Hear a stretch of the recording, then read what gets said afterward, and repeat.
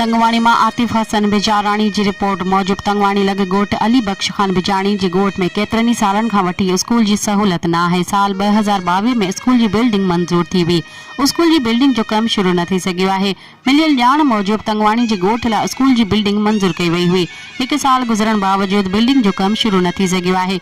School की ठेकेदार अमानुल्लाह बिजराणी के गवर्नमेंट पारा स्कूल जो ठेको जारी किया वियो हो। बिल्डिंग जो ठेको 25 लखन जो है। गोठाणन ठेकेदार अमानुल्लाह बिजाराणी खिलाफ एहतजाज मुज़ाहिरो कंदे मीडिया अॻियां दाहिंदे चयो त 1 साल गुजरण बावजूद ठेकेदार बिल्डिंग जो कम शुरू न किया है। असीं ठेकेदार से राब्ते की कोशिश कयूं था। ठेकेदार अमानुल्लाह बिजाराणी असांजी फोन अटेंड नथो करे। असीं डीसी कश्मीर कंदकोट मुनवर अली मिठाणी का मुतालबो कयूं था त असांजे गोठ अली बख्श खान बिजाराणी के स्कूल जो कम जल्द खां जल्द शुरू किया वञे ऐं ठेकेदार खिलाफ कानूनी कार्रवाई कई वञे।